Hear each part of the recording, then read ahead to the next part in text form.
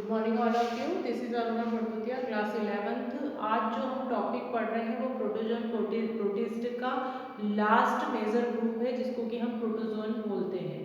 Protozoan protist के कुछ general characters हैं, वो हम देख लेते हैं। हमने 3 कैटेगरीज देखी थी। 3 कैटेगरीज में सबसे पहला जो था वो फोटोसिंथेटिक प्रोटिस्ट थे, सेकेंड जो थे वो डिकम्पोजर्स प्रोटिस्ट थे, एंड थर्ड जो होते हैं वो प्रोटोजोन प्रोटिस्ट होते हैं।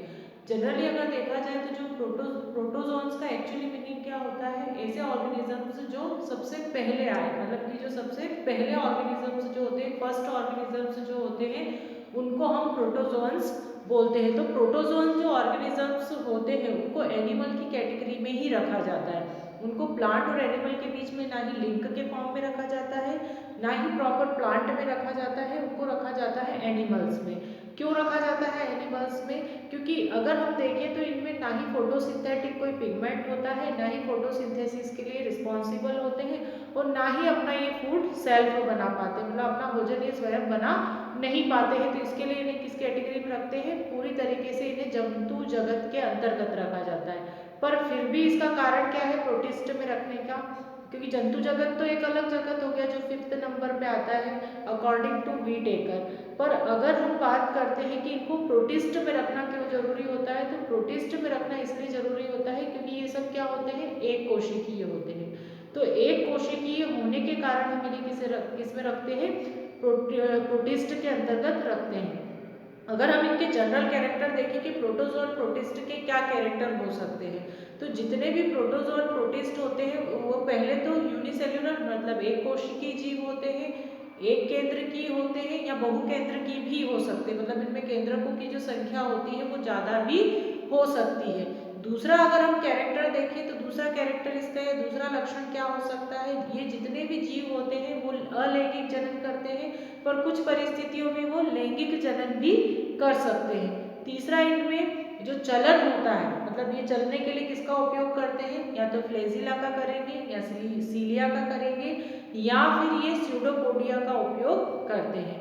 जितने भी जीव होते हैं उनमें सेल वॉल, मतलब कि कोशिका भित्ति और कोशिका झिल्ली अनुपस्थित होती है, पर जो आवरण होता है वो किसका होता है? इसमें जो आवरण पाया जाता है वो मुख्यतः पेलिकील का होता है। पेलिकील मैं आपको बता चुकी हूँ।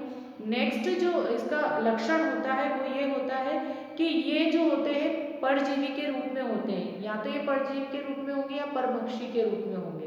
परजीवी के रूप में ये शरीर के अंदर भी हो सकते हैं, जीव शरीर के अंदर भी हो सकते हैं, और जीव शरीर के बाहर भी हो सकते हैं। तो ये परजीवी के रूप में शरीर के अंदर और बाहर दोनों तरह से हो सकते हैं, मतलब कि अंतः परजीवी भी हो सकते हैं और बाह्य परजीवी भी हो सकते हैं। तो इस तरह से ये जीवों में अगर हम देखें तो ये इसके सामान्य लक्षण होते हैं। और भी लक्षण होते हैं, जैसे कि इसमें ये जो अपना पोषण होता है ये पोषण मृत जीवों से प्राप्त करते हैं, मतलब मृत जो जीव हो जाते हैं उनसे ये प्राप्त करते हैं।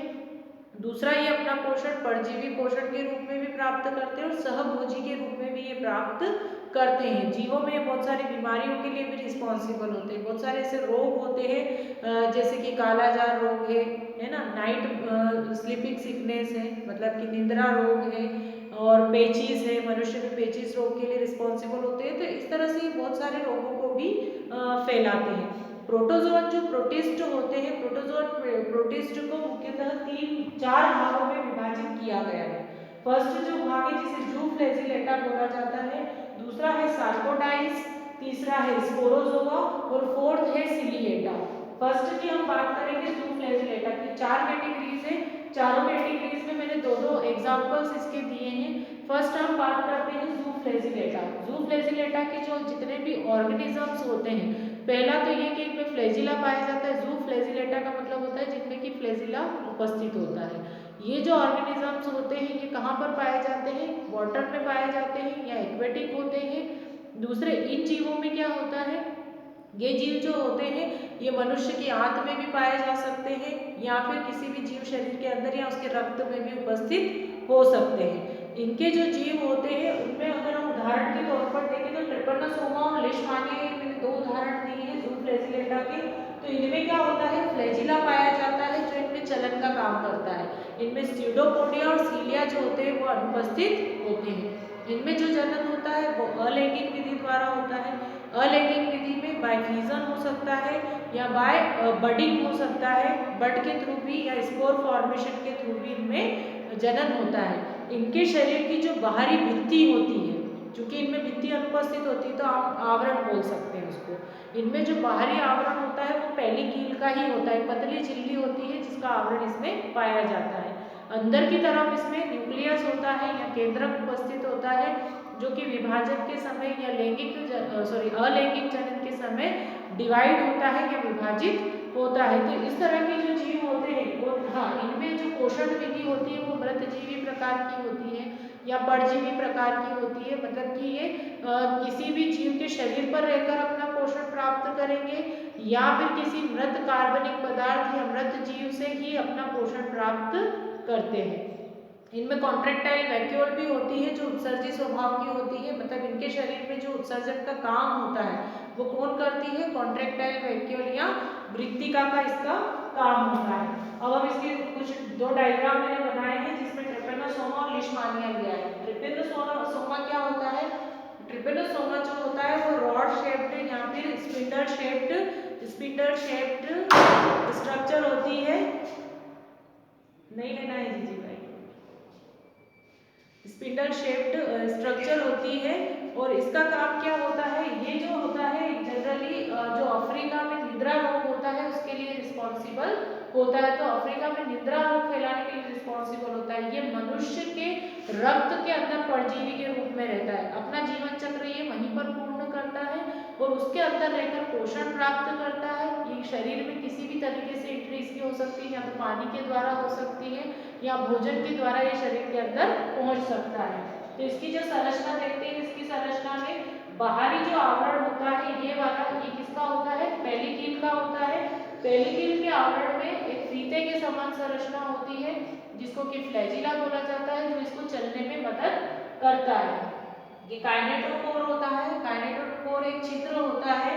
दूसरा होता है साइटोप्लाज्म। इसके अंदर जो द्रव्य संरचना होती है या लिक्विड भरा होता है इसको साइटोप्लाज्म बोलते हैं। दूसरा होता है इसमें न्यूक्लियस और न्यूक्लियस के अंदर होता है न्यूक्लियोलस।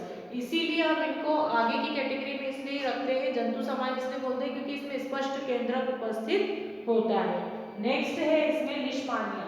लीशमानिया जो होता है एक्चुअली ये जो होता है इसकी वाहक जो होती है वो मक्खी होती है जिसको टीसी मक्खी बोलते हैं या फ्लाई बोलते हैं, हाउस फ्लाई बोलते हैं, जो कि इसको जहां पर भी इसका इन्फेक्शन होता है वहां से उठकर अगर ये हमारे भोजन पर या पानी पर आकर बैठती है और अगर हम उसे ग्रहण करते हैं तो उसके द्वारा ये क्या होते हैं? हमारे शरीर के अंदर पहुंच जाते हैं। तो इस तरह से इसका देखा जाए तो इन्फेक्शन होता है। तो मक्खी जो होती है वो इसकी वाहक होती है। दूसरा होता है लीशमानिया। लीशमानिया जो होता है एक तरह से देखा जाए तो थ्रेड लाइक एक स्ट्रक्चर होती है, धागे के समान संरचना होती है। इसमें भी एक तरह से फ्लैजिला ही उपस्थित होता है जो इसको चलने में या इसके शरीर को गति प्रदान करने में मदद करता है। इसमें बड़ी कॉन्ट्रेक्टाइल वैक्यूल होती है। वैक्यूल का क्या काम होता है? सभी में वैक्यूल अगर हम देखें तो उनका क्या काम होता है, पर धीमे धीमे जब हम जंतुओं की कैटेगरी पर आते हैं या क्लासिफिकेशन में आगे बढ़ते हैं तो ये क्या होती है? ये लुप्त होती जाती है या नष्ट हो जाती है। कॉन्ट्रेक्टाइल वैक्यूल का काम होता है या रिक्तिका जो होती है उसका संकुचनशील रिक्तिका भी बोलते हैं इसको। इसका मुख्य काम होता है उत्सर्जन का, शरीर में जो उत्सर्जी पदार्थ होते हैं उन्हें बाहर करने का। और दूसरा काम होता है शरीर में जल का नियमन एवं नियंत्रण करने का। इसमें न्यूक्लियस होता है। न्यूक्लियस इन सभी में प्रेजेंट होते हैं, पर जब हम आगे बढ़ते जाएंगे तो न्यूक्लियस की साइज और शेप में भी चेंजेस आते हैं। तो ये जो होता है कालाजार जो रोग होता है, कालाजार रोग को फैलाने के लिए रिस्पॉन्सिबल होता है, जो कि मक्खी द्वारा, सैंड फ्लाई जिसको हम बोलते हैं, सैंड फ्लाई के द्वारा इसका एक तरह से देखा जाए तो ट्रांसपोर्टेशन होता है या सैंड फ्लाई के थ्रू ही ये एक से दूसरी जगह तक पहुंचता है। आपने ये पहले भी पढ़ा होगा कि कुछ ऐसे रोग होते हैं जिनकी वाहक जो होती है वो मक्खियाँ होती है या मच्छर होते हैं या अन्य कोई जीव होते हैं। तो अगर ये गंदी सतह पर बैठते हैं, गंदी जगह पर या कचरे पर या कूड़े पर बैठते हैं तो जितने भी बैक्टीरिया, वायरस, प्रोटोजोआ वो कहाँ चिपक जाते हैं? उनके पैरों से। और जब वो हमारे शरीर पर बैठते हैं या फिर हमारे भोजन पर बैठते हैं तो वो उन पर छूट जाते हैं जिससे कि वो हमारे शरीर के अंदर एंट्री करते हैं और रोग फैलाते हैं। तो जितने भी प्रोटोजोआ के जीव आते हैं वो सब रोग फैलाने का ही काम करते हैं। इसमें मुख्य रोग कारक जीव ही आते हैं। तो ये तो हो गया जूम फ्लैजिलेटा की बात। नेक्स्ट हम आते हैं सार्कोडाइन्स। सार्कोडाइन्स के जो जीव होते हैं जनरली इनमें देखा जाए तो जो इनमें ये जो जीव होते हैं ये भी एक कोशिकीय होते हैं। इनमें भी केंद्रक उपस्थित होता है। इनमें जो जनन होता है, इनमें जनन अलग अलग प्रकार से भी होता है। शिष्ट विधि द्वारा मतलब शिष्ट निर्माण द्वारा भी हो सकता है। अलैंगिक जनन की हम बात करें तो अलैंगिक जनन में फीजन के थ्रू भी हो सकता है या द्विखंडन विधि द्वारा भी इनमें जनन हो सकता है। 2 पॉइंट तो ये हो गए। थर्ड पॉइंट अगर हम इसमें देखें तो अगर इनमें लैंगिक जनन होगा तो संयुग्मन विधि द्वारा ही होता है। ये भी किसके फॉर्म में होते हैं? ये भी परजीवी के फॉर्म में होते हैं, मृतजीवी के फॉर्म में होते हैं। और जनरली ये जो जीव होते हैं वो तली में पाए जाते हैं। समुद्र या किसी भी पानी की सतह पे ये उपस्थित नहीं होते। कहाँ होते हैं? तली के अंदर होते हैं और परभक्षी भी होते हैं। ये अपना भोजन जो है वो जंतु पोषण विधि द्वारा प्राप्त करते हैं। मतलब जिस तरह से जंतु अपना भोजन निगल कर प्राप्त करते हैं वैसे ही अपना पोषण निगल कर प्राप्त कर सकते हैं। किसी भी जीव के शरीर पर भी ये परजीवी के रूप में या शरीर के अंदर भी परजीवी के रूप में हो सकते हैं। तो इनके जो 2 उदाहरण दिए हैं वो है अमीबा और एंटअमीबा हिस्टोलिटिका। अमीबा को आप सब जानते हैं। अमीबा जो है वो हम सामान्यतः 6th 7th से ये पढ़ते आ रहे हैं कि अमीबा कैसा होता है। अमीबा इरेगुलर शेप का एक जीव होता है जो कि देखा जाए तो समुद्र की सतह में या तली में पाया जाता है। ये जो होता है चलन किसके द्वारा करता है? स्यूडोपोडिया के थ्रू। क्यों करता है स्यूडोपोडिया के थ्रू? क्योंकि इसके अंदर जो साइटोप्लाज्म प्रेजेंट होता है वो साइटोप्लाज्म क्या करता है? पैर के समान संरचनाएं बनाता है। तो पैर के समान संरचनाओं को क्या बोला जाता है? स्यूडोपोडिया बोला जाता है। तो एक ही स्यूडोपोडिया नहीं बनता है, 2 या 3 भी बन जाते हैं। पहले इस तरह से मूव करता है, फिर दूसरा मूव करता है, फिर तीसरा मूव करता है। तो इस तरह से इसके स्यूडोपोडिया बनते जाते हैं और ये गति करता जाता है। इसके अंदर जो इसकी संरचना हम देखें तो इसकी संरचना इस टाइप से इरेगुलर शेप की होती है। प्रॉपर राउंडेड नहीं होता है ये या गोलाकार नहीं होता है। तो ये जो इसके उभरे हुए पोर्शन दिखते हैं हमको उनको स्यूडोपोडिया बोलते हैं। देन इसके अंदर जो होता है प्रॉपर न्यूक्लियस प्रेजेंट होता है। तो जब भी इसको विभाजन करना होता है या अलैंगिक जनन करना होता है तो सबसे पहले विभाजन कहाँ होता है? केंद्रक के अंदर। देन उसके बाद इसके आवरण का या बाहरी झिल्ली का क्या होता है? डिफरेंशिएशन होता है या विखंडन या विभाजन होता है। इसमें कॉन्ट्रैक्टाइल प्रॉपर कॉन्ट्रैक्टाइल वैक्यूल होती है जो कि इसमें भी सेम वर्क करती है, समान काम करती है। इसका काम भी क्या होता है? उत्सर्जन का और जल के नियमन का काम होता है। तो अमीबा के बारे में तो मोस्ट ऑफ चीजें पहले भी पढ़ चुके हैं क्योंकि अमीबा में हमने विखंडन की विधि पढ़ी थी, फीजन पढ़ा था। तो हमें पता है कि अमीबा में क्या क्या चीजें होती है।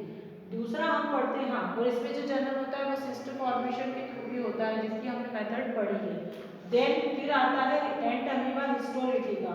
एंटअमीबा हिस्टोलिटिका एक देखा जाए तो एक कॉमन प्रोटोजोअन प्रोटिस्ट है क्योंकि ये क्या करता है? ये डिसीज फैलाता है ह्यूमन बीइंग के इंटेस्टाइन में। अगर ये पहुंच जाता है तो उसमें छाले बना देता है। पेचिस जो होता है, पेचिस रोग जो होता है वो उसमें फैलाता है। तो पेचिस के कारण क्या होता है? जो व्यक्ति होता है उसके इंटेस्टाइन में स्वेलिंग भी आ जाती है और बहुत ज़्यादा तीव्र पेन उसमें होता है या दर्द होता है। एंटअमीबा हिस्टोलिटिका जो होता है राउंडेड या ओवल शेप्ड हो सकता है। जब हम इसकी स्ट्रक्चर देखते हैं तो इसकी स्ट्रक्चर में भी न्यूक्लियस हमको दिखाई देता है। इसमें जो न्यूक्लियस होता है वो बड़ा भी होता है, बड़ा मतलब साइज में जो होता है वो बड़ा होता है। तो ये भी बहुत सारे डिसीजेस फैलाता है। देन हम थर्ड आते हैं स्पोरोजोआ पर। तो नाम से ही स्पष्ट होता है स्पोरोजोआ मतलब कि जो स्पोर्स के फॉर्म में हो। और जो इसका सबसे बेस्ट एग्जांपल मुझे लगता है प्लाज्मोडियम। क्यों लगता है प्लाज्मोडियम? प्लाज्मोडियम एक ऐसा प्रोटोजोअन प्रोटिस्ट है जो कि फीमेल एनाफिलिस मॉस्किटो के अंदर अपनी आधी लाइफ कंप्लीट करता है और आधी लाइफ जो होता है वो ह्यूमन बीइंग में कंप्लीट करता है। मतलब ये हमारे अंदर मलेरिया के लिए रिस्पॉन्सिबल होता है। अब हम कहते हैं कि मच्छर के काटने से हमें मलेरिया होता है पर एक्चुअली उसका रीजन क्या होता है? जो मच्छर के अंदर प्रोटोजोआ होता है जिसको हम प्लाज्मोडियम बोलते हैं वो जब हमारे देखा जाए तो हमारे ब्लड के अंदर जब पहुंचता है या ट्रांसमिट जब होता है तो ब्लड से कहाँ पहुंचता है? हमारे स्प्लीन में और स्प्लीन से पहुंचता है लीवर में। तो हमारी ऑक्सीजनेशन पावर जो होती है वो कम होती है और हमारी ब्लड सेल्स कम हो जाती है। बहुत ज़्यादा पेन होता है लीवर में और उसके साथ ही हमें बहुत तेज़ी से फीवर आता है। तो ये अपनी लाइफ साइकिल 2 पार्ट्स में कंप्लीट करता है। वो 2 पार्ट्स क्या होते हैं, अलैंगिक और लैंगिक। 2 भागों में अपना जीवन चक्र पूरा करता है। तो इसका जो अलैंगिक चक्र है वो मनुष्य के अंदर होता है और लैंगिक चक्र जो होता है वो मादा एनाफिलीज मच्छर के अंदर होता है। तो मान लीजिए अगर ये अपना मादा एनाफिलीज मच्छर के अंदर जब ये होता है और हमें जब काटता है तो क्या होगा, हमारे अंदर ये अपने स्पोरोजोआस को छोड़ देगा और वो स्पोरोजोआस क्या करते हैं, फिर हमारे अंदर मलेरिया को कॉज करते हैं। इसकी जनरल स्पीशीज अगर देखा जाए तो लगभग मच्छरों के भी 4 स्पीशीज होती है, जैसे प्लाज्मोडियम वाइवेक्स है, प्लाज्मोडियम फाल्सीपेरम है। इस तरह से प्लाज्मोडियम जैसे एक तरह से देखा जाए तो एनाफिलीज हैं।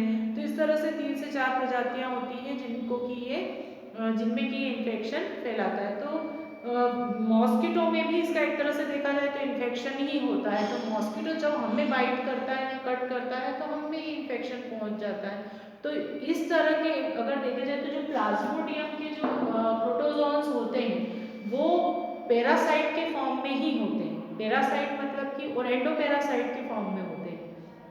पैरासाइट का मतलब क्या होता है, मतलब शरीर के अंदर ही रहते हैं और अपनी लाइफ साइकिल को ये क्या करते हैं, कंप्लीट करते हैं।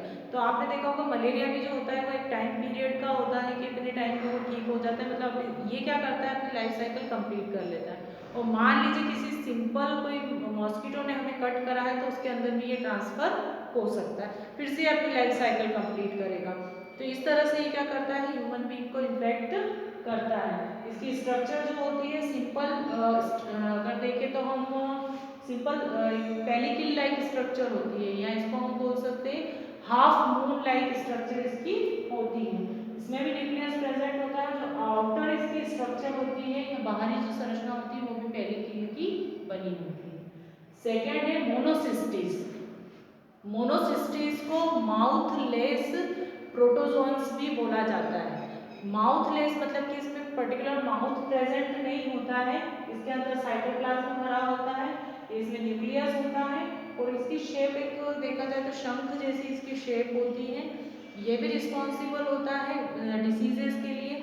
ये कहाँ प्रेजेंट होता है, ये जो देखा जाए तो जो मेंढक होते हैं या जो फ्रॉग होते हैं उनके एनस में या एनल पर ये प्रेजेंट होता है, उनको भी ये कॉज करता है। और इनका जो इन्फेक्शन होता है तो उसके कारण जो होते हैं मेंढक जो होते हैं उनमें भी डिसीज कॉज होती है। देन हम आते हैं सिलिएटा पर।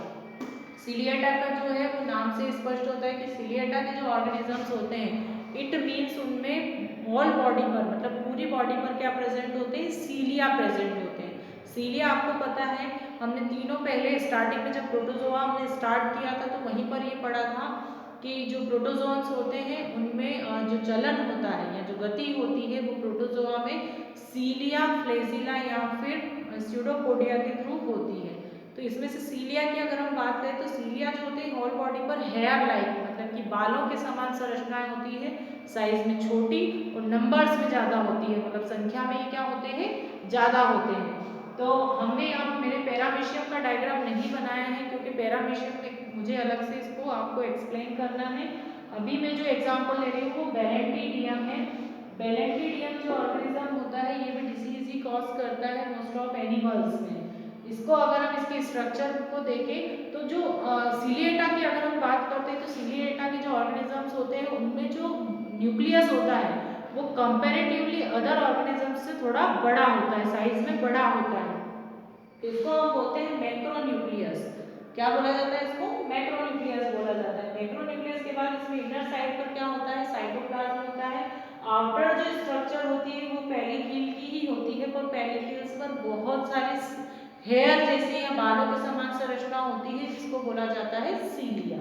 इसमें कॉन्ट्रैक्टाइल वैक्यूल भी प्रेजेंट होती है, बट जो इसमें जो एक फ्लैजिला होता है तो वो वेस्टिब्यूल होता है। वेस्टिब्यूल मतलब कि एक छिद्र होता है जिसकी सहायता से ये भोजन को अंदर लेता है, तो वो धंसा हुआ होता है इसके शरीर के अंदर। ये दिख रहा होगा आपको कि ये इसके शरीर के अंदर धसी हुई अवस्था में होता है। तो कम से कम हमको जितने भी इसमें एनिमल्स दिए हैं, जितने भी इसमें एग्जाम्पल्स दिए हैं उससे 3 से 4 कैरेक्टर हमको पता होना चाहिए। अगर कोई डिसीज फैला रहे हैं तो उसका भी हमको पता होना चाहिए। तो जितने भी ऑर्गेनिजम्स हैं उनके बारे में हमको 3 से 4 पॉइंट पता होना चाहिए और डायग्राम इनके लर्न जरूर होना चाहिए। अगर डायग्राम लर्न है तो आपको ऑलरेडी इसके कैरेक्टर्स पता है, लक्षण पता चल सकते हैं।